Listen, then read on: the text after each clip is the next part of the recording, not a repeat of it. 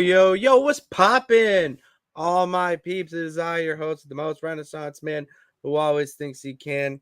And oh yeah, you're champion of the peeps. Patty Pitt's back once again in the yard of streams for another edition of the Raw Rewind, part of Pitts and Sara's wrestling show, where we take no nights off. And obviously, you can't be rewinding Raw, taking no nights off here in the yard of streams without the best of the West. You can't forget about Sara Marshall. What's popping, girl? Hey, yo. Hello. That sounded rough. That was screechy. That was like a car, like skirting back into the driveway because they heard something. Whoopsie. And they like perked up their ear. So seems like something's perks your ear up. I don't know what it is, Sarah. It could be a lot of things. Gunther. Right? It could be. I mean, he's standing right there. I mean, I think JD McDaddy. He wasn't even featured that much. Finn Balor. No, none of those are piquing my interest really this week. They kind of played in the background, but whatever. Still hilarious. It's very rude. It's the truth. All right. And it was just a good, like, I mean, it seems like we're just jumping into it, so why not? It was good. Like, it was a very good show, and we're gonna talk about it and whatnot, but it's just like it's good to, I don't know. I'm kind of thrown off. I don't know why. I think it was seeing that for the second time. I got to rant about it. See, you know what? Segues are weird. I got to rant about it, Sarah. X, Twitter, the Bird app. I don't care what the hell you call it. All right. Unless you have a premium account, you cannot go live. So anytime I see that now, I try to remove it before, but it really ticks me off. And Sarah, I don't know why. Like, why do I have to have a premium account to go live? I know. I don't get it. It's like part of me, I'm like, do I need to consider buying it? You know, it's like I don't want to, but like, I'm taking the other direction and saying F it. I'm going to Threads and just doing everything on Threads and Instagram. Yeah. That's where I'm at now. No one uses Threads, so yet. No. That's no one used an Apple desktop in 1999. All right, you see, things got to be uncool before they become cool. Remember that? Oh yeah, so it's like $7 a month. For what? So that you see half ads for you and your following, larger replies. You get paid to post. You get a check mark. Early access to Grok whenever that happens. You get X Pro analytics and a media studio and creator subscriptions. That's for premium. I don't care. That's just a waste. I don't know. It's just because anyways. So it's like it's just because we would get viewers on Twitter, so that's why. But we'll see. Whatever. The loyal ones are here, and let's hear from them already. We got Nathaniel. He's here. Saying the Herd Rock returning at Survivor Series. I've heard a lot of times that the Rock could. He's not. If he returns, he's not like returning full time. It'd be like a one-off thing. Yeah, it's not going to be. And I would like to believe that just means that would be when he finally reveals that he is the guy behind the Bloodline 2.0. That's what I want. I want him to turn on Roman. That's the only way that it's going to set up Rock versus Roman. The only way that it inevitable. Makes sense. Not necessarily. You know what? The only reason why it's inevitable to you is because we've been talking about it. Let's stop. I have not seen a single person. I have not seen a single person on Twitter or anything say anything about this. Yeah, I know. We know ball, Sarah. That's my point. I see the long game. I already can compare it to multiple other things. And the way it just makes sense is, yes, that the Rock is actually the final boss. Like, I'm the final boss to the tribal chief. Circle gets the square, so you're on the ball, and that's what kind of is going on. I think you can see him happening and teasing that at SummerSlam. I mean, Survivor Series, what's in there? That can get me interested in the Rock versus Roman, though. There was no reason. There was nothing to be invested in in The Rock versus Roman this year. There was nothing. Like, I get it. Like, if that ended up being what it was, we would have gotten more of a storyline, but really there wasn't anything there. Like, this is an argument that I've had with people being like, oh, there was so much history there. No, there wasn't. There was no history there. You know what I'm saying? Like, other than them being family and both wanting to be like the tribal chief, the head of the family, there was nothing there. So acting like what that was compared to the whole year of storyline that they had, that Roman had with Cody, is ridiculous. There wasn't anything. Now there is, because The Rock had this whole heel run. Then he is at WrestleMania, whatever. Roman ends up losing the title. He leaves. Now he could be putting together the Bloodline 2.0, dethroning Roman from the tribal chief position even more, and then could potentially start feuding with him for 6 months, starting at Survivor Series. Come on. That is like so much better, I feel like, for The Rock, who is doing better as a heel. And if you're trying to push Roman as a babyface, hello, have him have the biggest match of all time at WrestleMania against heel Rock. Like, that is so much That's better. how you cement yourself as a babyface. That really is how you cement yourself. Yes, and he needs that, though. You know, like, people want him now. And people are like, okay, he's like the heel, he's the guy that runs SmackDown, whatever. He's going to come back and people are going to be excited and to love him and stuff. But like, putting him against somebody as iconic as The Rock, but he's in a completely different position this year than he was at the previous Mania. That's pretty cool. Very cool. And a lot more interesting to watch. Then I would be like super into rooting for Roman. You know, like, to me, that's far more interesting than what we possibly could have gotten at 40. But if it's Rock Roman, I have to choose my probable. Anyways, yeah, no, even though he's a heel, I can't do it. I'm sorry. I just can't. That is the future. This is now, and what is happening now is a lot of shenanigans happening over on Raw. I'm kind of just hot already from everything, and I just rewatching it for the second time this in 2 days. So you know what? Let's just hop right into it, Sarah, and let's just talk about it and rewind that tape. So Rhea starts the show, which I think everybody could have predicted based on the fact that she returned at the last second of Raw last week and had that little stare down and walk off moment with Dom. So she comes out and says that she's going to deal with Dominic on her own time, which we see throughout the show, which we'll get to. But she ends up calling out Liv, of course, wants her to come face to face so that she can beat that ass right now, because she is just sick of Liv Morgan's games. And of course, she is the one who took Rhea out for 3 months and is now the women's world champion. So she wants her title back. Dom ends up coming out. Doesn't really work. Nothing really happens there. Can't get a word out. Really putting on the Eddie Guerrero spin there with a rose and calling her Mamacita. And I was like, okay, we see you, Dom, we see you. And that's when Liv gets on the screen, and she's a little bit hoarse. So she explains that she had a wild weekend in Mexico, and she's known for being a screamer.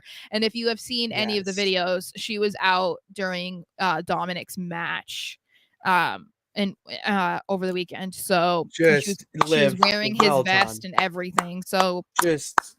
God, well done, Liv. I mean, not only saying that she's a screamer or known to be a screamer, and then the pause, hi, Daddy Dom. You just, God, you just get it. Like, that's seduction. That's seduction. She on fire. So Rhea obviously ends up challenging Liv at SummerSlam, which all of us knew, and Liv even said that, like, I knew that was what this was going to come to. So she accepts. She's not going to run from a challenge. Blah, blah, blah, blah. So I'm intrigued. I think that based off of everything that we saw, and we'll talk about it, because there was a bunch of, I mean, this was basically Monday Night Judgment Day, I would say. That was oh no, this was the Judgment Day show. Yeah. 100%. I'm intrigued in the Liv versus Rhea match at SummerSlam, but similar to how I feel regarding CM Punk versus Drew McIntyre, there is absolutely no reason for Liv Morgan to lose this match. The ideal way, at least the first one, the ideal way for this to go down, despite what we've seen, and this is just my ideal situation, which I think I said this last week as well, but it's heightened now. We need Dominic to make sure that Liv retains. That's what I want to see. I want to make sure I don't want it to be an accident, because people were saying he needs to accidentally help Liv retain. No, it can't be an accident. It's too late for accidents. Because this is the thing. It's too late. I understand if you're Team Rhea, you don't want, you're going to like the babyface, or who's supposed to be the babyface, but she's kind of a tweener right now because she's still with the Judgment Day. So it's still like, it's a little bit weird. In this situation with Liv, she's supposed to be the babyface, but exactly. I think that the breakup of Dom and Rhea is inevitable. And so I think that Dom is going to look back and see throughout the entire time that he was with Rhea, he lost 90% of his matches. And what was the most important match of his career? The match against his dad. He lost twice with Rhea. Oh, that one. Yes, with Rhea. Yes, he did. Beat him with Liv. So he didn't even beat Jey Uso, okay, which we'll get to. So what is going to have more meaning to Dom at the end of the day? To me, it's going to be the chick that was in my corner that helped me beat my deadbeat dad. The little blonde princess. And yes, also, which we saw again, Rhea is the dominant one in their relationship. Maybe Dom's gonna not like that as much anymore. He likes that Liv makes him the dominant one, that like he's the daddy. You know what I mean? That might be something that piques his interest. Like it kind of like makes him like more confident, and look at what happened when he feels that way. He beat his dad. So to me, we need Dom to not do it accidentally. He's gonna put everything into perspective and choose Liv. At least that's what I want. That's like the most ideal. I don't know what I want per se, but to me, how this is going down is that Dom chooses Liv. It's too much. It's too much like Dom right now to not want a girl in his corner, hyping him up, calling him daddy, my dirty, like all that. You need that to build him up. I just see it going that way. And the way Judgment Day is going, it really seems like there's a split already. Yes. With how things are, like in the back, like look at the conversation. I mean, we'll talk about it really, but between Rhea and Damian, that felt like good pals coming back, and then Dom gets in there and it's like, oh, and then the way they interact, like why is Carly, like there's a split that is going to happen. You can kind of feel it. Yeah, you feel it. Well, and I mean, I guess we can kind of talk about the conversation that Rhea has with Dom. Yeah, I kind of just want to jump right into it. So we know, and I mean, basically we see Dom and Damian talking backstage, and he talks about how he wants to win Rhea back over, blah blah blah. So that's when Jay comes out of the blue, reminds everybody that he's got a thing for that mame, and wants her to know that he says hey. So Dom obviously doesn't like that and is like, I'm going to go have a match with him because I need him to be put in his place. You don't talk about mommy like that, whatever. Damn. Trying to impress Rhea. Obviously, during the match, Liv comes out. We see a repeat of the falling on top of her. Then she goes on top of him because Liv is always on top. And then Rhea comes out. Dom loses to Jay. And we see him walking the back, and Damian's like, oh man, like that's kind of embarrassing. Like you lost to Rhea. Rhea's back there. And despite everything that just happened, all of a sudden she's okay with Dom. And she's like, I'm not anybody's I don't belong to anybody. I'm not anybody's. Yeah, but you're mine. There it is. I am a little curious. My little feelers went up a little bit. I think this is a ruse by Rhea. I think Rhea is done with Dom. I don't think there's really anything that she can do. But I kind of think that she's going to play along.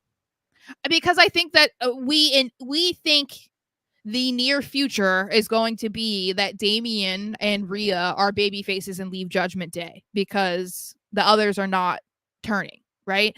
So to me, I feel like based off of everything we saw, why would she have forgiven him after this one time? She already said earlier in the night, you called me like one time or whatever while I was out for 3 months. The only time you tried to really contact me was when, you were inappropriate on TV. So she's hurt because he barely spoke to her over 3 months. So if they're supposed to be like together, why were they not talking? Like, she would not have just instantly forgiven him. He didn't beat Jay. Liv was just out there. He didn't really fight her off that much. You know what I mean? Like, there just didn't seem like there was enough reason for her to all of a sudden just be like, you're mine. To me, she's trying to butter him up, make it seem like that, and then maybe once she gets the title back is when she's gonna be like, all right, you go be with Liv because that's what you wanted. And that's why I think that maybe he's gonna figure it out that I don't know. It could be something that he figures out or is the basis of why he ends up trying to help Liv retain. Yeah, I did not even think about that. That's why I'm just kind of wow. No, I don't see Rhea kicking him to the curb 100%. It would, in how I'm seeing it, it would be like Rhea tightening the leash. Like, oh, you try to do this. I'm champion now. But like, what does she no, need you him are. For? She's his pet. That's the point. He needs her. Exactly, and she knows what they want us to believe that. I still think that he's going to realize to keep the title. She lost it to Liv Morgan before. It's an injury. I mean, lost it in more than one term. Liv had it, and then she gets it back from Liv. Now it's going to be more of like, you're on a leash to keep this on me. Unless I don't know. He goes over to the other side because she's calling him daddy. I know, this is what I'm saying. I think that he's going to help Liv retain. But then also we also saw Rhea and Finn. Finn was kind of trying to apologize for his involvement with Liv, and Rhea brushed it off and was like, it's okay. The tag titles are back where they belong, blah, blah, blah. That was weird to me too. Because Finn wasn't as heavily involved in the Liv Morgan stuff in the same way, obviously, that Dominic was. But Finn, there was some sketchy stuff going on with Finn and Liv. And that is also weird to me because there's no reason for Rhea to just be like, it's fine. So there's underlying stuff going on here. And I think that we've talked about the split. It's Damian and Rhea are on the same page. Damian. Oh, that's OG. That's Damian has been a rat this whole time. And I mean, whatever. He's been ratting Dom out the entire time. So everything that he thinks that Rhea doesn't know about, Rhea knows about because Damian has told her. So that's why I feel like this isn't like they're going to split off.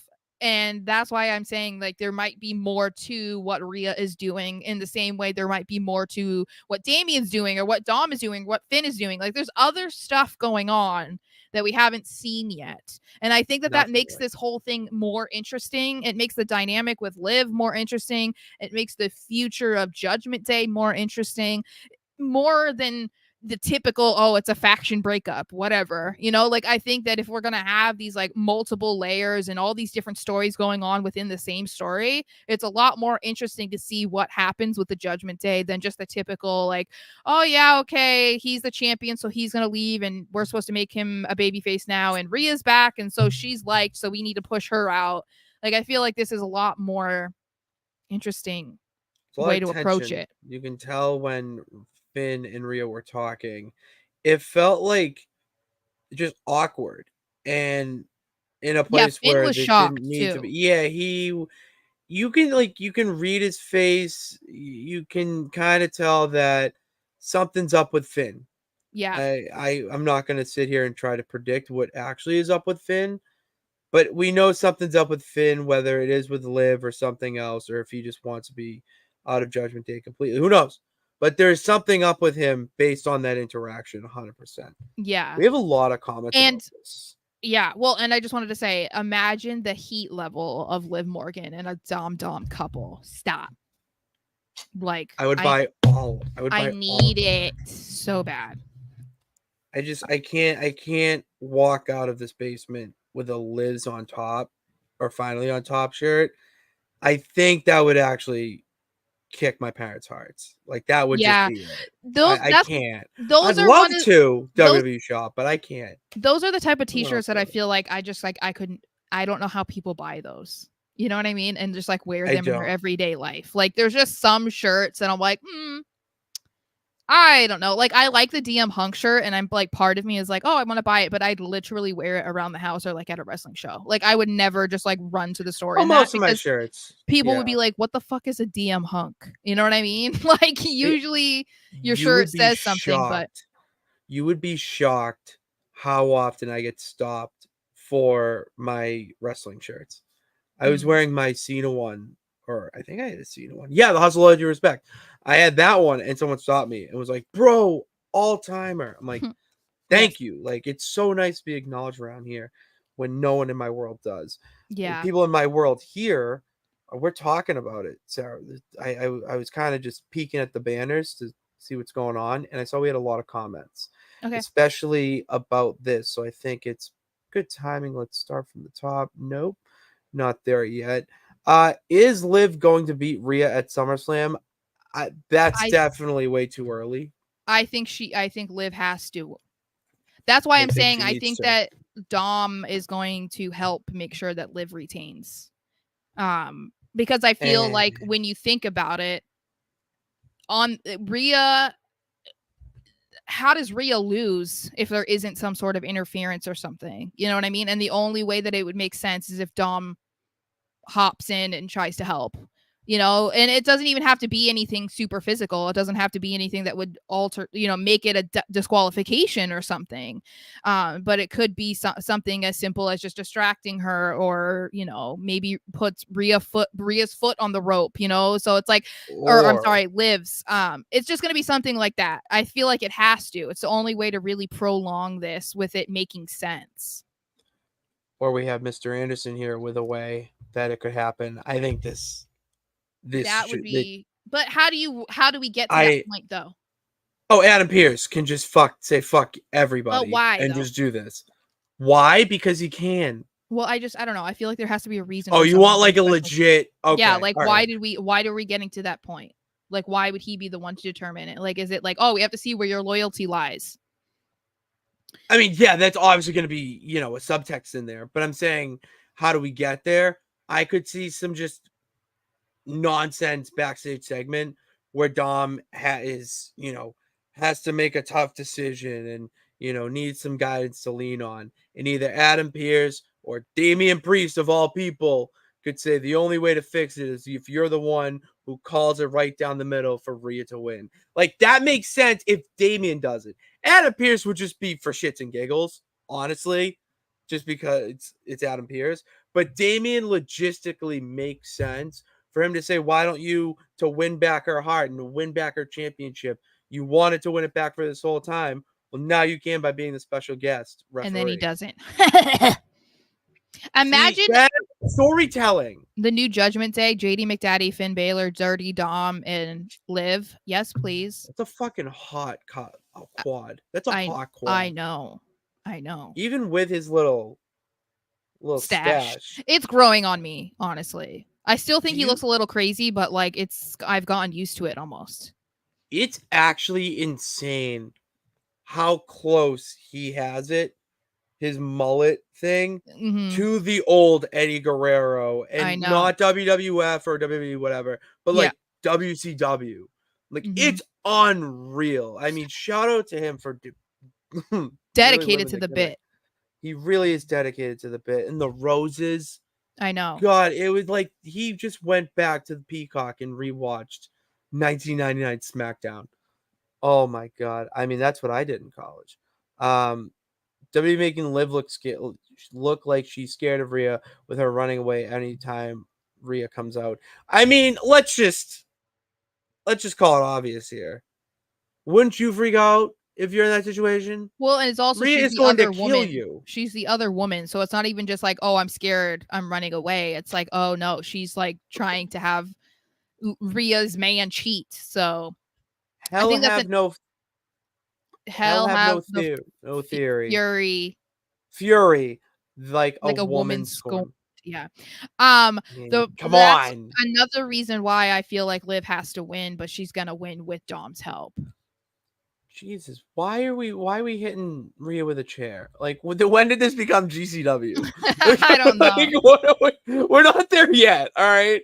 I would like to see like Rhea hit Dom with a clothesline. You know, that's where baby steps, not strides. We gotta make baby steps before we get strides. Why is Seth reffing? Oh, maybe that match. To Roman as Jesus, you guys like just the chair is just so sentimental. All right. No, we already answered that. All right. That's all I comment about this. Okay. That's all. And then we see Pete Dunne, the Bruiserweight baby. Isn't it weird? I've gotten to a point where hearing people not say Pete Dunne, it feels like they're saying his name wrong. That's how I feel.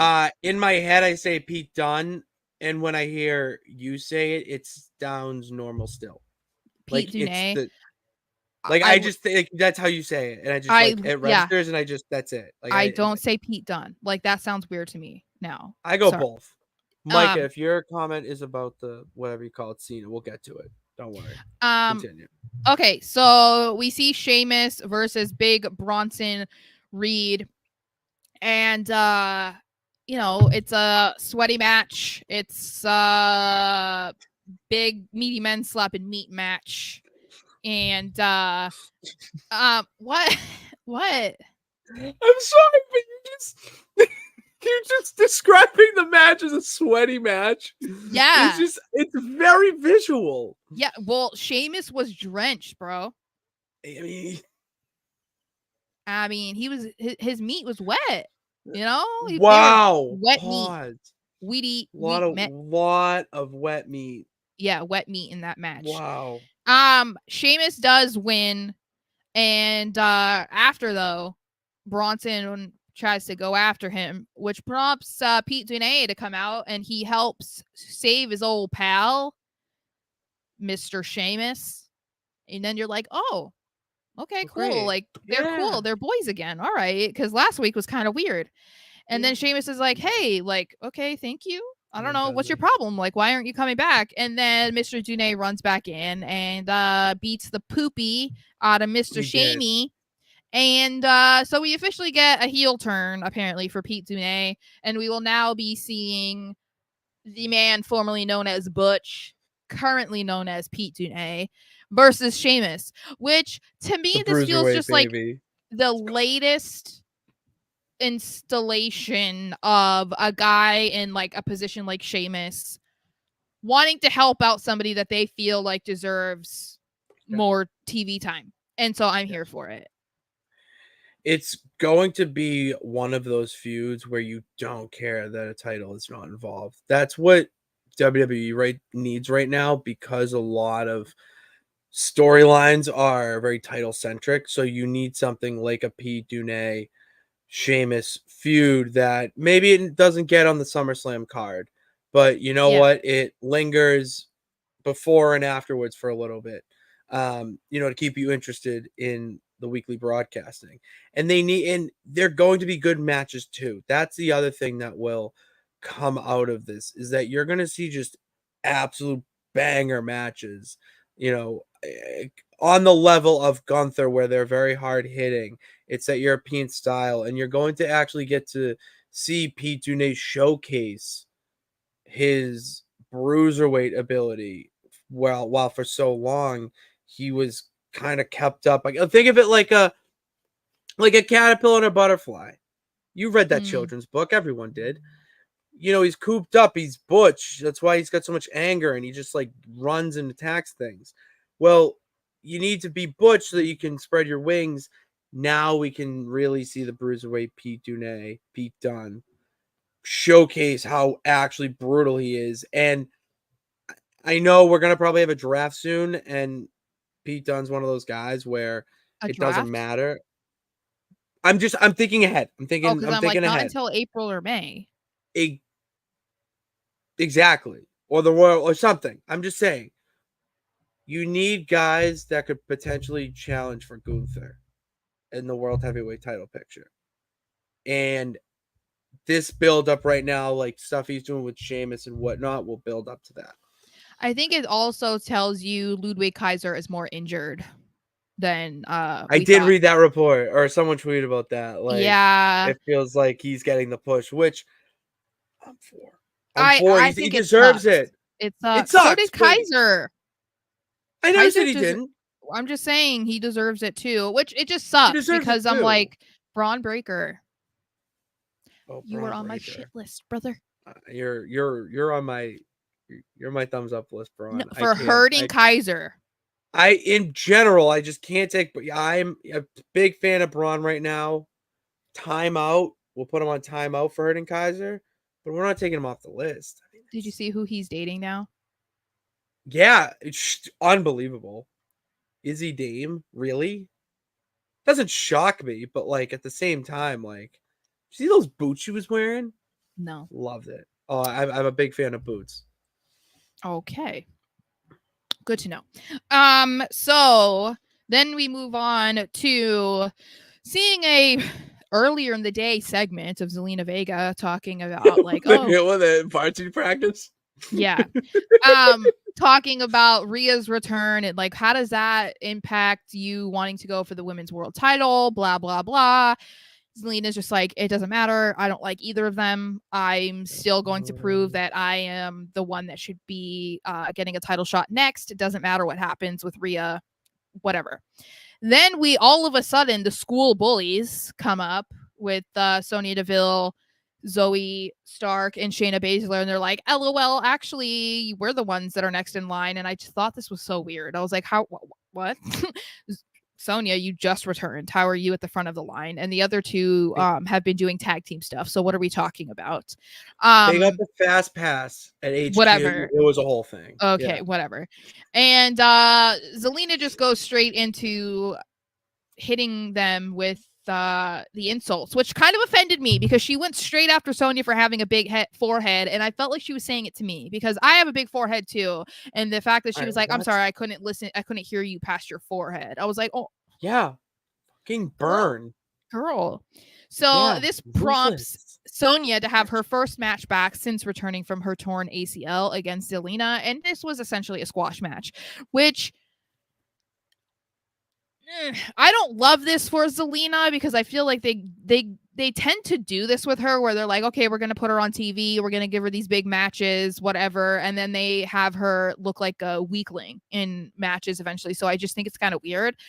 But if we're looking at it from the perspective of, okay, Sonya needs to look strong. She needs to look like she fits with Zoe and Shayna. Then this is exactly how the match had to be.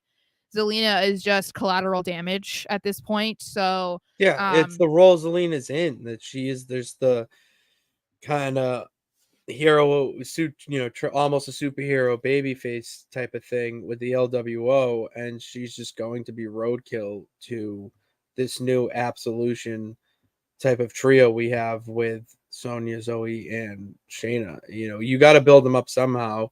Squashing Zelina just collateral damage. Yeah, to me, it doesn't hurt Zelina though. Like it doesn't hurt. That's kind of where I'm leaning to. Is that it doesn't? I don't care that she lost. I would be more upset if Sonya got rolled up for a loss. You know what I mean? Yeah. So I don't care if they didn't attack her after the match, did they? Yes. That's what I thought, right? Yes, because that was when Hayden and Katana came out. Yeah, they rushed in. Okay, that's right. Yeah. So like you need to do stuff like that where you not only just beat her, but like everybody gets a lick in. and it showcases them. Then you have the Electric Carnival doing their dance to the ring and helping out the, down and out baby, other, ally with them, good gal. It's just going along with the story to me, and just getting them on TV now, not only just Sonya, but you have the Electric Carnival on TV. Like, you're just putting Lyra with them, and it doesn't seem that out of place. It's like, all right, they're just an ally that they need to stack up, the numbers. So, so that gets them into the tag team scene because they can face Shayna and Zoe or any trio or any duo Freebird rule, between baby. the trio. Yeah. So obviously they're trying to get all of these girls on TV. So that's the thing is like, okay, if this is how Zelina just lost a battle, maybe she wins the war. I don't know. We'll see. But hopefully they continue to make it intriguing enough because as we were saying, there needs to be more feuds in the women's division, especially that does not revolve around the championship. So if this is going to be one of them, then I hope that they go about it in the right way. Because it would be nice to be interested in something that isn't just like, oh, it's Liv with the title or it's Bayley with the title, Do you one day see Zelina Vega being champion? I kind of only see her as maybe an NXT champion. I don't know that they'll ever put the title on her. And it's not like a diss at Zelina. I think it's more so about the way that the women's division is going right now. Like, are we really supposed to believe that they would put it on Zelina over Tiffany? Or like over any of the other girls that are coming up from NXT, or like, are they going to put it on Zelina before they put it on Nia? Like Charlotte's going to be coming back, or like, you know what I mean? Well, Charlotte's coming back. That title's got to be vacant or something. Yeah, or not vacant. She'll take it that night. Which she's got to be the number one contender. It doesn't matter who's in line. Yeah, talk about cutting lines. Yeah, so it's like I just don't know that she's there. I mean, she might have an easier path because she's on Raw. It might be easier for her to get the women's world title than it would be for her to get the women's title on SmackDown, because if we're going to have Charlotte go back to SmackDown, then that's like Charlotte and Bayley and Bianca and Jade and Tiffany and Nia. Like, there's a lot of girls that feel like they would be in the mix for the women's title. And I don't think the same can be said right now on Raw. So I feel like Zelina does have a better chance there. I'm just not sure if it'll happen. Especially depends on how long this whole Liv and Rhea stuff goes on. Whenever Becky comes back, like, that's a thing, So I don't know. It depends. They keep doing this, as we said, like with Zelina, where she's like relevant and then she like is irrelevant for months at a time. So I really don't know. We shall see. Zelina could be a mid-card champion, as Bernard and Richard say. I have been advocating for mid-card titles for a long time, but people keep giving me pushback on that. So you spearhead the movement, because I've been saying this for so long. Yeah, we both. Yeah. Are we going to get a best of 7 series between Sheamus and Pete Dunne? Then they become tag team partners like how they did with Sheamus and Cesaro. That would be sick. But you know what? Shout out Cesaro. I mean, Claudio. Oh my God. I wish he was single, but I don't think he is. And if he were single, nothing would happen. I would just make it more fun to like oogle over him because, there's not a woman in his life. Can you see Dom being the one to take the title from Priest? Absolutely not. That'd be awesome. Absolutely not. No, I would need that to be Finn instead. Supposedly, there's leaked designs for women's IC and US titles. Not sure if everyone talked that yet. I saw those. They're really nice. Those look more to me like fan made. Like, they looked too nice to be real to me. You know what I mean? Like, the way that they've come out with the new world tag titles and the new tag titles and whatever, like even the new world heavyweight championship, like, those are nice, but these look so fan created to me because they're so detailed and so pretty that it, to me, I think those are just fan designs and people are saying it. But I wouldn't be surprised, because there had been talks about Triple H coming up with designs for a new WWE championship, which ended up being the world heavyweight title. there had been talks about that for quite a while before it actually happened. So I wouldn't be surprised if they are dabbling in the idea and maybe drawing up some ideas for a mid-card championship for the women. I love the idea. I just think that we need to kind of see them be better about the women's tag titles, because it's hard for me to believe that they would be better with women's mid-card titles if they're not even good with the women's tag titles. You know what I mean? Like, why would I believe that you're going to invest any time in the mid-card titles if you don't even invest in the championships that they introduced, which was a huge deal for the women's division? Like, I don't know. All I'll say about it is that if they did it in NXT, it has definitely been talked about in the main roster. Okay. And I think it makes sense. I think it does. 100% makes sense. Yeah, 100%. And you can make 2, just like you keep everything the same. You know, have the IC title on Raw, have the US title on SmackDown. Like, everything would, and to me, it would prove even further, because people can say all day long that or people in WWE can say all day long that they value all of the talent and the men and the women are treated equally and blah, blah, blah. It's not true. And they've come a long way, obviously, but doing stuff like that proves, you are taking the women's division seriously. You do see the talent that you have. You are investing time and effort into making good stories and great rosters and good matches and whatever. So I think that this would further prove that, and it would make it seem more like they were not just talking the talk, but they were walking the walk. I agree. I echo that. I have nothing else to add. What's that? Okay, then we get Damian Priest going face to face with my man Gunther. I have to tell you, this rocked. I was fangirling so hard because I was like, oh my God, I missed him on my TV. Oh my Lord, I'm shocked. I mean, I would never guess. I would never guess. Okay, pay attention, sir. Look up. Thank you.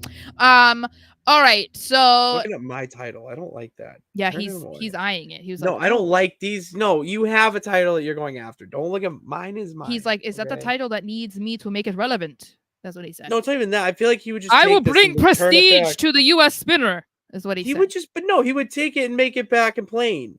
Whatever. Make it like before. I don't like that. So Damian just comes out, blah, blah, blah. We know that there is going to be a face-to-face, so he just wants, Gunther out there.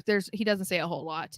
Gunther immediately just comes out and he just starts mocking him, and I was here for it, because he's like, yeah, you seem awfully confident being the world heavyweight champion, carrying Raw every single week, living your childhood dream.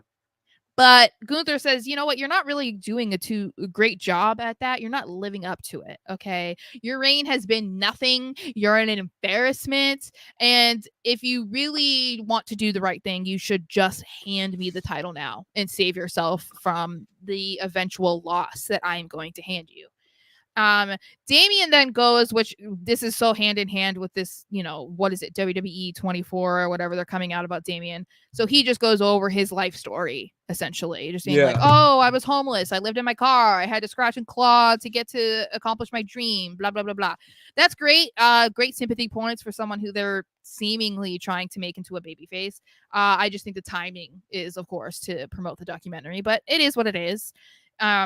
Gunther does not care. He is not moved whatsoever. Man gave 2 shits. Yeah, same. I was like, cry to your mama.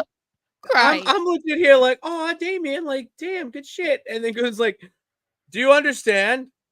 That's just that is just bad parenting. And I'm like, wow, how do you get there, bro? I have flashbacks to like, Chad Gable talking about his daughter crying in this moment. I was like, Jesus, sorry. The same, Sarah. It is the same. Damian, I don't care. I don't care. It does not mean anything. Okay. It does not have any bearing on this match. Okay. So, Damian then also mocks Gunther because it's like, you said that this was never your dream, which I was like, you took that out of context, sir. You know that is not true. He said it was never his dream to be in WWE under Vince McMahon. Stop spinning those words. And who blames him? Stop. I mean, he did say it in the vignette. I know, so but he was quoting the vignette. I know, but we know it what was he really meant. great. There's a lack of context there. It's such a lack of context, Yes. but still great use of the Yes. vignette in the promo. But and then he also goes on to say that Gunther was handed everything, which also I'm like, what are we talking about, brother? You both come from the same cloth. You were both overweight. You were both like in the indies. You both had to lose weight to try and get to where you were. He wrestles far differently than you because he's European. Hello. But anyway, I digress. I think Gunther has not had a title in WWE like as an active wrestler, either on NXT to main roster. This has to be the longest period he's had without the title. I know. A title. Because he went from NXT UK, then he came here, and then he lost a shit ton of weight, and then won the Intercontinental title. And now, that's what I'm saying. Like, the dude is just a natural born champion. Well, and I mean, I understand that this is part of, I mean, this is like the easiest recipe for a guy to try and be a babyface and like get people to hate the other guy. I just don't know that Gunther was really handed everything, but it's fine. Like, I don't think that's been his path in life, but that's okay because it's just easy shit. Wrestling isn't it's real. Easy shit to throw out. Yeah. When you got no other. It's like whatever. So Damian is like, all right, whatever. And then Gunther mocks him, as you already alluded to, for living on the street and says that it was your choice. And also blames his parents, saying your choice to live on the streets. It's just it was you. That was you. You're just an idiot, and you chose to live on the street because you're an idiot. Is essentially what he's saying. He says he accomplished a lot in Europe, and that is exactly why WWE was begging for him to sign with the company, and says that Damian will never be more than anything, and will never be anything more than street trash. Priest then says that Gunther is going to lose at SummerSlam for the same reason that he lost at WrestleMania, and it's because he has no heart. Oh, brother. And maybe after SummerSlam, we will see Gunther for exactly what he is, which is a boring, conceited, privileged scumbag. And I said, excuse me, sir. No, is what I said. Sorry, no. No. I'm offended. I'm offended for Gunther because that's not what I see. That's not what I see when I look at this. Okay. Right. Thank you. Because there are people who think it was the other way. This is the thing that I was on a rant. Really? There were people last night, that said that Damian got one over on him. No, he didn't. And apparently there are people who think Gunther's not good on the mic. That was I've seen that, but then the tweet is about how people. What are we talking about? Since when is Gunther not good on the mic? Oh, this man throws insults as easy as like breathing. Like he's so good at making you feel like an absolute idiot. Like you're this big. Like he doesn't even have to really insult you. He's just like, I'm a better wrestler than you. And then it's like, oh shit, you are. You know what I mean? Like there's nothing you can say to that. Like I feel like I'd be a nuisance if I was in his presence. And not and just by being there, I feel like I would be pissing him off. Like he just gives off that aura, and it's like that's an alpha. Like that's just. Also, Gunther officially hates poor people. That's kind of the vibe he was giving. It was so funny. Oh my god, the fact it's your fault for living on the streets, like, and just an absolute cold line. Gunther is such a good promo. He always attacks the opponent's biggest insecurities. Exactly, that's the thing. If you're going to be going up against Damian Priest, then right now you have to talk about how he is the champion, but he's not even retained on his own. Every time he's defended his title, there was some sort of interference. Kind of what he's alluding. That's kind of what he was alluding to. No, yeah.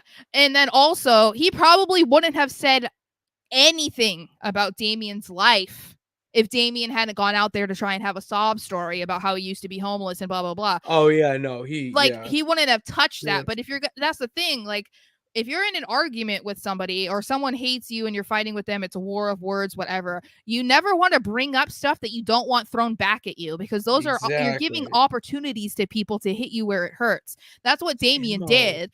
Obviously, we know why he's doing it, but you don't give that type of ammunition to a dude like Gunther. So then for people to say he's this bad guy because he said this about Damian, well, maybe Damian shouldn't have shared such private information about himself. Like, yeah, yeah, you're so right. So the good thing I think about this is, we knew that whoever won King of the Ring was going to get a title shot at SummerSlam. And now, obviously, we've known for however many, whatever, it's been over a month or whatever since Gunther won.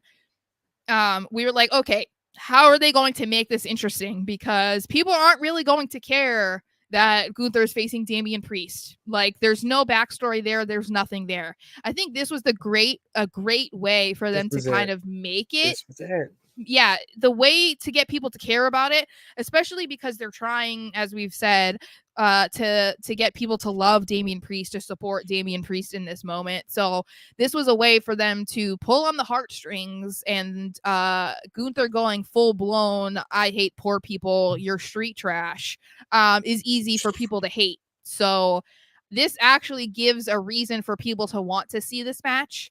And outside of maybe a Judgment Day interference or something, I think this is going to be a clean match, although I don't think it should be, because I don't think that Gunther should lose in a clean match. I think there has to be a reason for him to challenge him on the 31st or whatever it is at Bash in Berlin. I think there has to be a way to get a rematch, and if he loses clean, that's not a good look. I just say he wins. I think it might be too early. I think that they want him to win at Bash in Berlin, but I don't know. It plays into everything, how he just can't win on his own. And I think that you could do something with Judgment Day trying to help him because Mommy's back, and she sent them out, and they did it. And it's like, I want to win on my there's a lot, like, whether you like it or not, this match is not ending clean. Let's just put it this way. It's not going to end clean. I also think that it is a little bit problematic for them to wait at Bash in Berlin, now that I think about it, because if we're thinking about how those types of shows go, Gunther's going to be the baby face. That's not what they're trying to go for right now. They want Damian to be the good guy. They can't then wait until Bash in Berlin, where Gunther is getting cheered for, to then, like, I don't know. I don't know.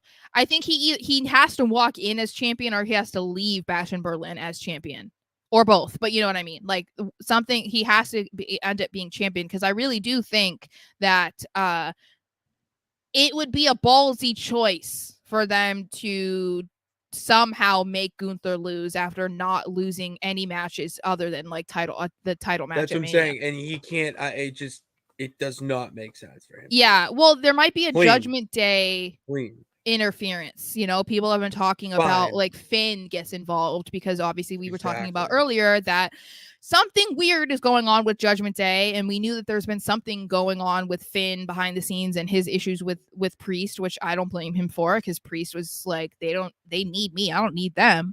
Exactly. So he said it. I would be into Finn doing something and then feuding with Damian. That's fine with me. Throw him into, like, a triple threat at Bash in Berlin or something. Give him a rematch at Bash in Berlin, and throw Gunther Finn into the mix. Yeah, that's fine with me. I'd be fine with that. Let's see. I can't see Gunther losing. Triple H loves him. Finn might cost him the belt. Yeah. Fucking great. Popping. Richard says Priest might retain at SummerSlam but lose in Berlin. I just think it's a little questionable, just because of the way that Gunther's going to be treated in Berlin. So that's a little bit. Yeah, he's going to be the most over hero. That's why I'm saying, like, it's a little bit questionable. Like Bret Hart in Canada. Yeah, it'll be iffy for them. But speaking of Damian Priest, after his little bout with Mr. Gunther, he then beat Braun Strowman clean. I loved it. I'm so happy they did this. Oh my lord, this was a big win for Damian, and for everything that we just talked about, how the man just can't get a win clean. Yeah. He needed this is how you know we are in a different era, because Braun Strowman for years and years was booked as this monster that you couldn't beat with your own 2 feet. You had to have some ayuda, some help. Now when you have Damian Priest, the El Campeon, beat him clean with his finishing maneuver in South of Heaven, that is how you establish, like, okay, he may have lost clean, or excuse me, he may have won with some interference in his title defenses, but the dude did just pin Braun Strowman 1, 2, 3 with no help. So, you know what I mean? Like, it's good that we're getting, like, stuff like that. So it's not the same old song and dance where it's like, oh, of course. It's like, oh, he did get a win there. So it does legitimize him a little bit, where, like, okay, he's had a good reign, because let's face it. Yeah, it wasn't for the title, but when you think about who he faced in one-on-one matches during his reign, for him to just beat Braun Strowman is a big deal. So I love this. It was a match that had meaning more so than like being anything more than like, oh, okay, he got a win, without help. That was basically what it was for. That's what, it's against a guy that's ginormous and didn't lose, and he is a former WWE champion, so it's not like he is, they threw him Omos and had him beat Omos and like no one cares. You know what I mean? Like that's not a thing. So it'll be interesting to see how they go about this over the next couple of weeks. As we were saying, it's the Gunther involvement is where I think it becomes a little bit tricky with how this title match is at SummerSlam. So if this is going to be his win, then so be it. Anyway, and then we get on to, oh boy, Adam Pearce, who we saw was allowing Drew McIntyre to come back to Raw this week after being indefinitely suspended, also asking CM Punk to stay home, which I was shocked that actually happened. I did not think that was going to happen. I also thought Drew was going to show up last week, and that didn't happen. So whatever. But Pearce recruited 2 referees to come to the ring with him. And once he had Drew McIntyre come out, who was walking around very arrogantly. So I kind of was like, okay, what's going on here? What's going on here? Why are you so confident? And we first see he's just playing Adam Pearce's game, being sorry for what he did by putting his hands on Mr. Pearce. But then Pearce takes it a little bit too far by demanding that McIntyre apologizes to Mr. I don't know when to stop self-tanning referee and Dracula referee. And you don't play ends up getting to he looks like Dracula. Do you not remember that Michael Cole thing? He was like, I find it weird that it was it was like there's a monster among monsters and the referee is Dracula. It looks like Dracula. That was funny. Good. I can't unsee it now. So every time I see him, I'm like, oh, it's Dracula. So Pearce then threatens saying, okay, if you do not apologize to these referees, like you're going to be suspended again indefinitely. Like that's just how it is. Drew makes it seem like he's going to apologize to them. Really, and then he says, I'm apologizing to nobody. And he goes off about how, he wouldn't have done any of that if CM Punk hadn't gotten involved in his match again. Nobody stopped him. There was no security. There was nothing to ensure that he did not get involved in his 3rd championship match since WrestleMania, which Punk has gotten himself involved in every single time. There's some sort of, he didn't say this, but it's basically, it feels like there's a conspiracy against McIntyre right now. And Adam Pearce wants none of it. He's saying, you're being petty. You're doing this. You're doing that. Blah, blah, blah. You just need to apologize. And Drew is just not interested. He lays his hands on the referees. And to me, I'm sitting here and I'm like, they're chanting CM Punk. He's getting booed. And I'm just sitting there and I'm like, guys, like, this is how we were talking about when Drew first started doing this more heelish turn after Punk was hurt at the Rumble. How can you be mad at what Drew is saying? Like, take CM Punk out of this, right? Like, you don't have to be a CM Punk fan or not a CM Punk fan. All right, I'll take my CM Punk hat off.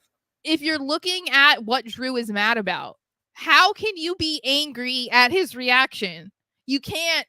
he's so justified in being mad that his match got interfered with again. Like, and he's same person every time. Yes, and so it's like, and that's what I'm saying. Like, take it out that it's CM Punk. It could be literally anybody else. It doesn't matter. It's like it actually could literally be anybody else. It's so justified for him to be pissed off that he's had 3 chances at the world title since WrestleMania, and it's always ended outside of his control.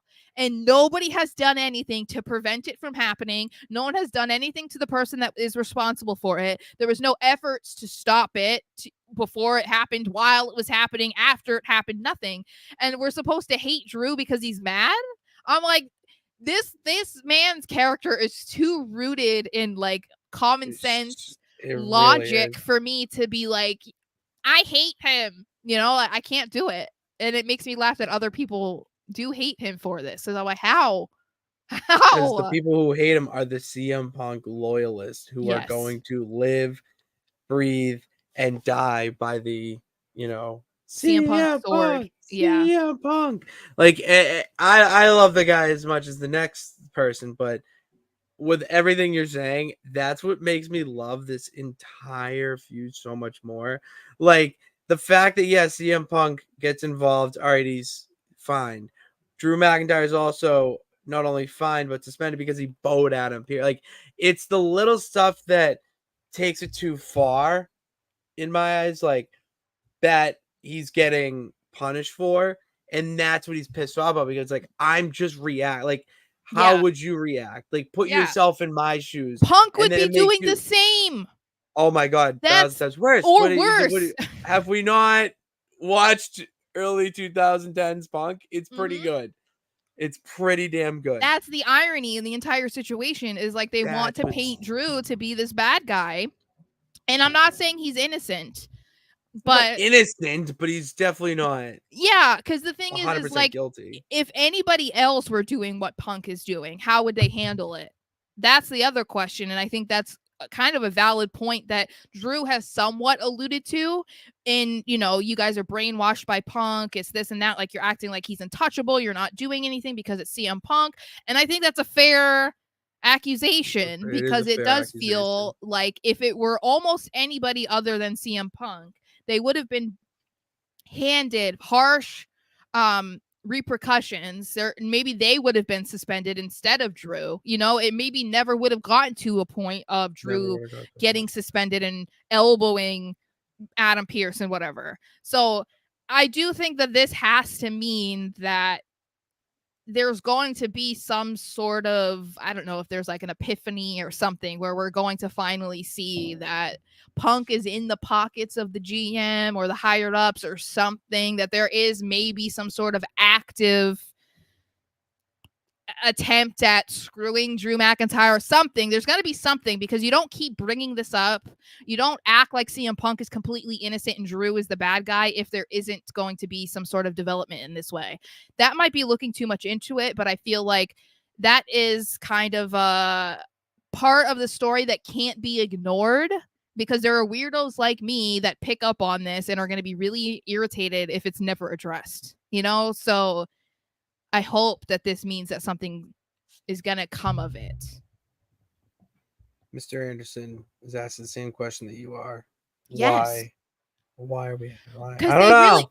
That's why I'm telling you, last week when he was saying, when Punk was like, oh, they also find me, boy, this is you trying to save face. That's what I was saying. They were trying to make it, because they saw that people were saying, and Cody even alluded to it in his interview with Chris Van Vliet, that Triple H sees everything. Everything that we say online, in live streams, on Twitter, everything, they see it. Triple H sees it.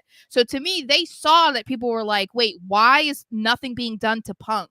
Why are there not instant referees and security and GMs out there telling him to get out of the match or whatever? Like, why is there nothing happening? Dealing with the Wyatt 6. And this is their way of being like, no, see, we did find Punk. See, it's fair. That's what it felt like to me, because it was so brushed over. It was so just like nonchalant, not made out to be a big deal.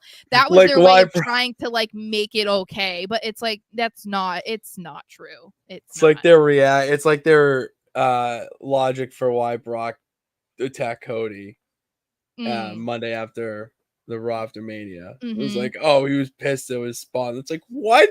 Yeah. What are we talking about? Spawn the card? Like, what I know. is this? It's also like you want it to be first on the card, Lesnar, because you want it out, but let's forget about that part. Oh my god, it's incredible. You didn't want to be around. Funny. Anyway, then finally, because we have been saying this, if we were going to be getting tapes every week, we were hoping that we were going to get tapes of the rest of the Wyatt Six. And I have to say, praise the wrestling gods that the first one we get to see is Eric Rowan. And also, holy hell. Yeah, that was touching. That hit. Emotion. You know, I wouldn't say it was touching. I don't think that's the right word. I think this was like... Yeah, that's the wrong word. It was dark. It was emotional. It was relatable. It was like very heartbreaking. Relatable. You know, because it tear at the heartstrings. I think Cole was visibly upset also after watching it. Why? Did you not see Cole's reaction when they were talking about it afterwards? He couldn't talk about it. Huh? He couldn't talk about it. Yeah. I know. So that's what I'm saying. He was visibly like, I think it's because he knew Brody. He knew Bray. So you know Mom. So I think that's the thing is like this story, which I love, is blurring the lines between, you know, fiction and nonfiction so well. Yeah. Because all of this is rooted in because Bray passed away. We would not be seeing the Wyatt Six in this form if Bray were still around. So we know that the reason all of this is coming together is because Bray passed and because there were plans to do a Wyatt Six of some sort. And these might have been the people that were going to be involved in it. And they are kind of doing it because it's like their way of being able to heal and mourn and continue to keep Bray's legacy alive. And so Eric Rowan, following up the emotional tapes that I would say from Bo Dallas, and we all know that because he was legitimately Bray's brother, seeing Eric Rowan, who came up in WWE alongside Bray, also alongside Brody, then talking about, you know, I lost my brother, the person that believed in me. I went through that deep, dark time of my life just right when I thought that I was getting better and I could finally like see the light of day again. I lost another brother and then I didn't know who I was. I lost my family. Why would anyone care about who I was? Like, that is so heartbreaking. And it's also so relatable for people. Like, you don't even have to, you can relate to it in a lot of ways. You can relate to like losing loved ones. You can relate to it just feeling like alone and lost, or you feel like you're nothing. And the fact that they were able to let him, I really do think this, and I know I've said it, I really feel like this is almost like therapy for them.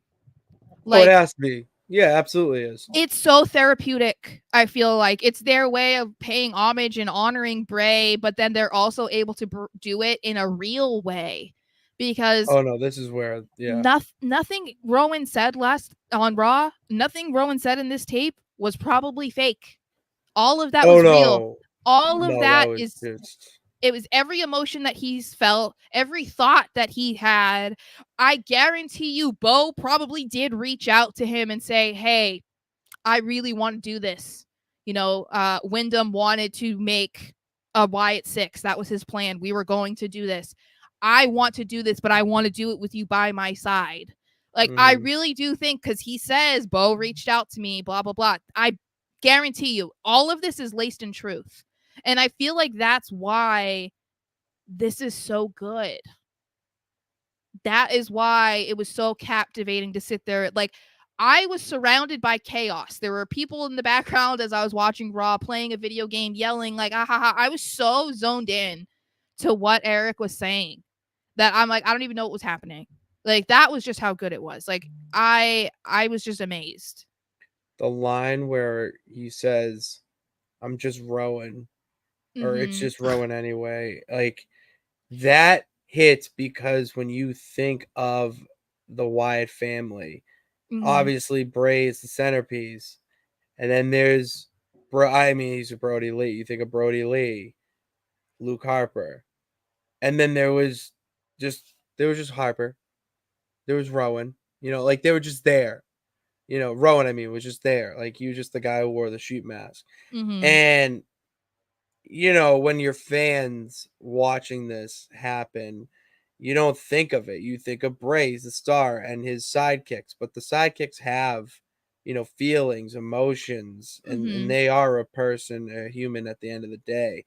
And this really brought that back and gave him that human side again, especially when he grabs the mask again, the sheep mask or rabbit mask. I think it was a sheep mask. Yes. And he talks about what feelings he had that when holding it, and for him to talk about good feelings and the glory is Spark noting it, the glory days of being with his brothers. Like, it's that little bit, it just really tugs on your heartstrings, that really just, it really hits. And it's like everybody, it's very relatable that everybody had that moment where they had something that, like, they have a little thing or whatnot that takes them back to the best time of their life. And I think it's also allowing the fans to grieve with them.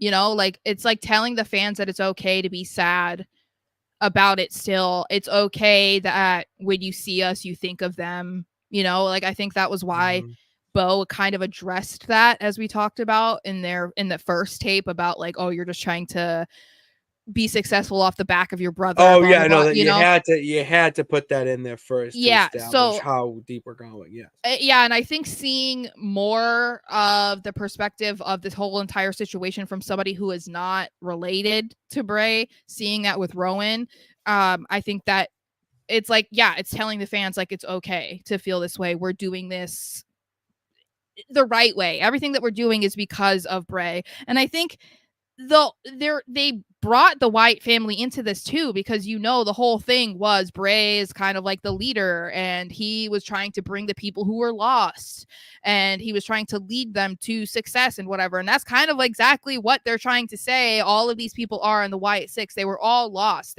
They're looking to be found. Lost. And that's what they're doing. You are. But then also the other line that Eric said, that they want to take these broken hearts and turn them into beautiful art. I was just like, I am so okay. When we knew that the Wyatt Six was going to be inevitably coming back, I got like a chill there. I know. That hit. That was when we knew that they were going to be doing the Wyatt Six, or there was rumblings about it happening, and we kind of knew, like, okay, who's going to be in it? We kind of figured it out. We were like, okay, how do we feel about them doing this? How are they going to go about it? Do we think they're going to do it the right way? Are they going to ruin it in the first week or two, the way, they disappointed with how they booked The Fiend and stuff? I know that it's still relatively new. They only debuted, a handful of weeks ago, whatever. We haven't even seen them in a match yet, which I don't care. I feel like I don't care. There are people who literally are complaining. There are people saying that we have to see them in a match. No, we fucking don't. No, we don't. Shut the fuck up. Sarah, I mean that to the people, not you. I know. Will say it another time. Shut the fuck up. There's no reason we need to see them in a match right now. We are literally at the epilogue. No. Prelude. Yeah. We haven't even entered the first stage of what this is. All right. Yeah. We're still introducing everybody. I think that they are going about this the right way. The only way. Like, this is way better than anything that I could have anticipated, because trying to think about how they were going to do this and how they were going to address the elephant in the room, of course, which was Bray's passing. Bray is the creator of this. This was his baby. Bo Dallas being Uncle Howdy. How do they bring him back? Like, are we going to see that it's Bo Dallas? Because we never saw the identity of Uncle Howdy before that. I think that, like, I don't know that I could have imagined any other way for them to do it as good as they're doing it. And we still haven't been introduced to everybody yet. They haven't done a whole lot, but I think they're doing, like, I don't know. I'm pleased. I'm so happy with what they're doing. I don't know. I think this is just can't predict it, incredible. They're doing a good job. Yeah. That's the way I think of it. If I can't predict it, they're doing a good job. Yeah. And let's see.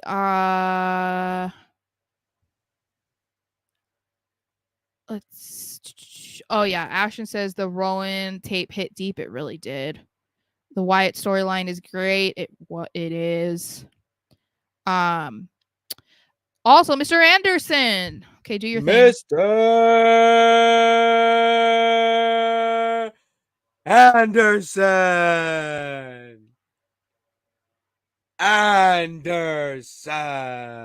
Thank you for the super chats. Really appreciate it. He says Gable and the Creeds and the Wyatt 6 segment was good and should have ended Raw in my opinion. Also, Bo laughs almost exactly like his brother. Yeah, we're gonna talk about that in a second. We're gonna talk about it. He was there. Old Man Mob is in the house. What is up? Old Man Mob says, I'm so happy they're letting Drew be himself. Drew to me is the best heel in the business when he is allowed to be himself. No, 1,000%. He's absolutely incredible. I think he's underrated. Honestly, I do. Because I think that people like they don't understand like the layers to his character right now. As I said, like it's so logical, common sense, like it's so good, but like he's easy for people to hate, which is incredible.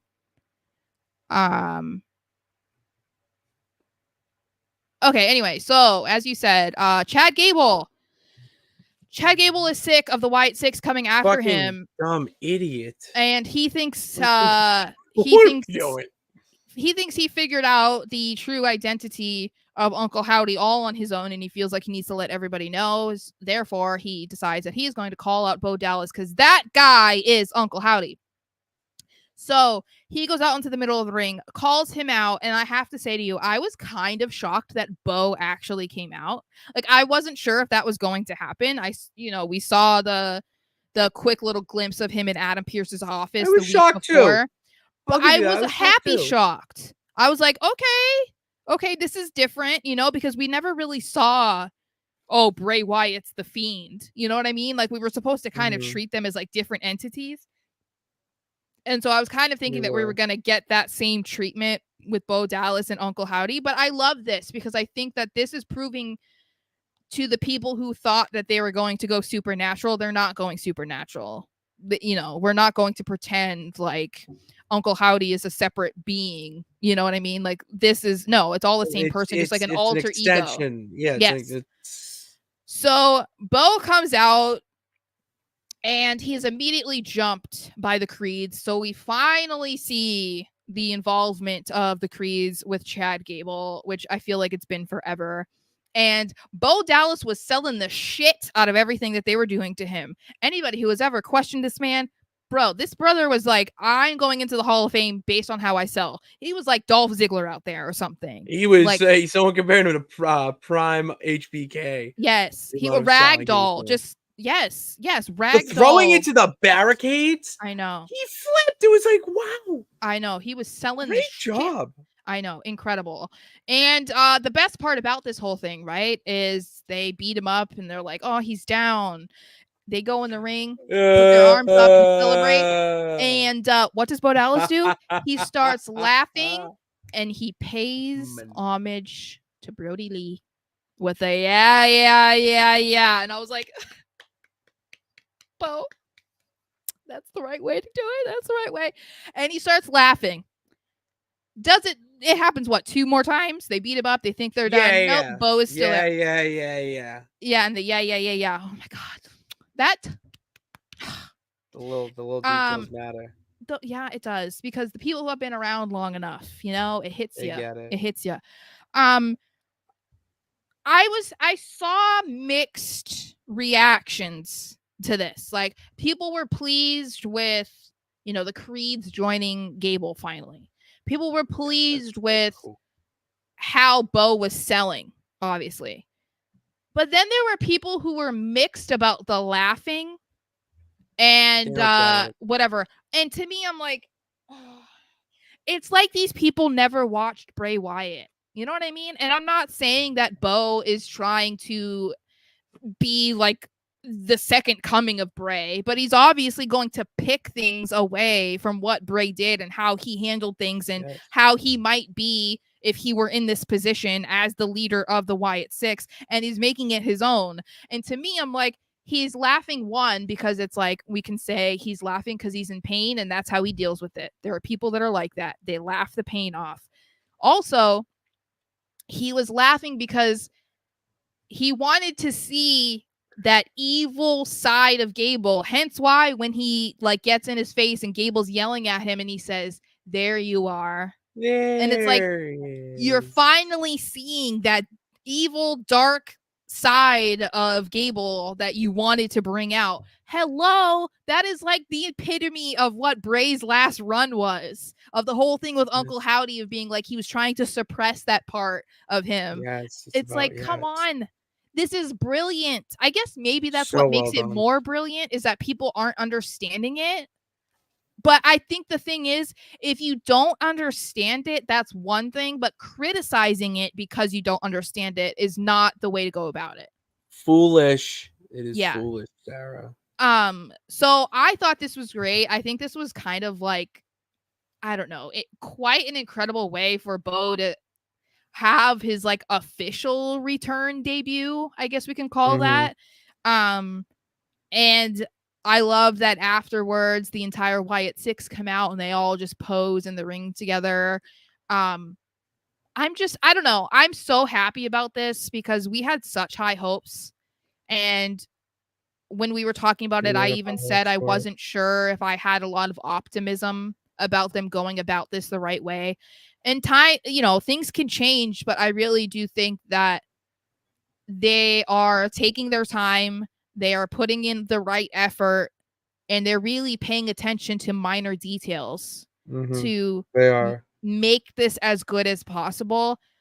And I think I'm sure the loss of Bray has a lot to do with it, but I don't care if that's what it took for them to finally I'm glad that they're going to honor him in this way. You know what I mean? Because Bray deserved to have a great run when he came back and, then had to abruptly leave. Like, I wanted to see the progression of that version of Bray Wyatt that we didn't get to see.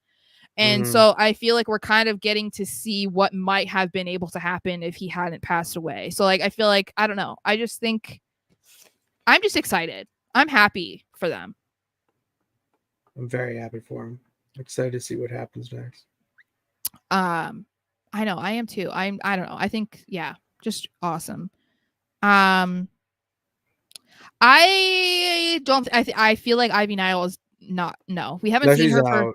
Yeah, she's out. I think she's No, I guess if they involved Nikki Cross, but I don't know. Yeah, I feel maybe. I don't know. She was training with them, but then also she was on Maxine's side, so that's why I know.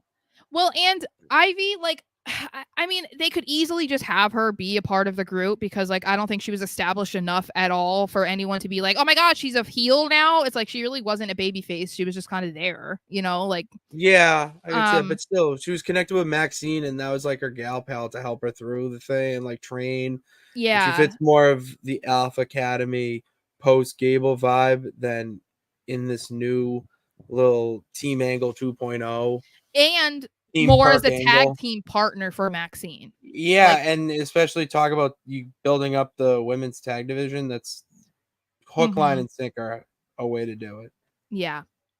Okay, then we just have the main event to talk about, which is Ilya Dragunov versus Sami Zayn, which ends in a DQ. But before that, at the beginning, more so towards the beginning of the show, shout out Sami Zayn. This is what I was talking about when I was saying with Sheamus and Pete Dunne. Sami Zayn is making an effort, which I appreciate, and it's possible this will continue. It seems like to try and put some guys over that he thinks deserve it. He made it a moment on Raw to talk about how impressed he was with Ilya Dragunov and all that he's done in his career, complimenting about how great he is in the ring, how fantastic he is as a performer. In general, and that is why he wanted to give him this Intercontinental Championship match And it wasn't, Ilya saying, oh yeah, I manipulated my way into getting this match, whatever. No.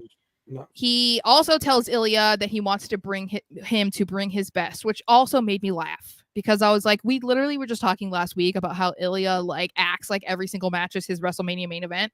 It is. Sammy, if you've really been watching Ilya, you don't have to ask him. He's going to give his 110,000%. Yes. This is what he's going to do.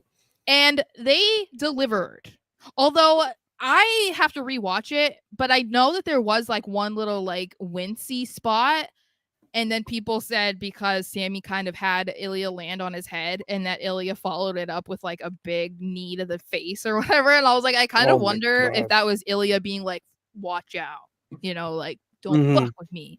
Because he's not green, obviously, but he's a little newer to Raw. So I'm like, really? Would he do that? But I'm like, Sammy can be sloppy sometimes with some of his stuff. So I'm like, if I would have to go back and watch and see if that really happened. But fantastic match as long as we got to see it. Because we all knew Braun Breaker was going to come out, get involved. Yeah, I mean, you're not going to get Sami Zayn and Ilya Dragunov in a pinfall or submission finish on. No. The whole Braun Breaker tease with Pierce and all this.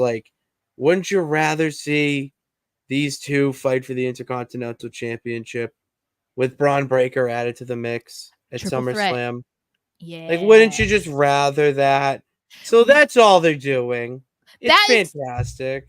I mean, that's fine with me because that gets Ilya on the card. And it's people are like, oh, Ilya's going to be great. This is his third main event match since being called up to Raw. And I'm like, yeah, except he loses them all. That's the problem. I'm happy for him, obviously, because I'm a big Ilya fan. Shocking, I know. But what? Pale white man from the European land? Okay, what are we implying about him being white? Let's not... He's very pale. Have you looked Who at that cares? man? Why does it matter? He's not Sheamus pale. I'm just observing. Okay, he's a European. I will, you're right. He had a little bit of a tan spray. I don't know. I think he has more pigment in his skin than Sheamus does. But I do wonder. I do agree. I think it definitely could be a match of the year. But I'm just wondering, that would make it be okay, is that when Braun's going to win? Because a lot of people thought that Braun was going to beat Sammy at Money in the Bank. But if they're going to give him another match at SummerSlam and you throw in Ilya, does that mean that's when he finally pins him? Does he pin Ilya to win the title? Well, it would be the easiest way to get him and Sammy at Bad Blood the next month. Oh no, that's October, so we get one before that. But yeah, Bash in Berlin is at the end of August. Is there nothing in September? Bash in Berlin is at the end of August.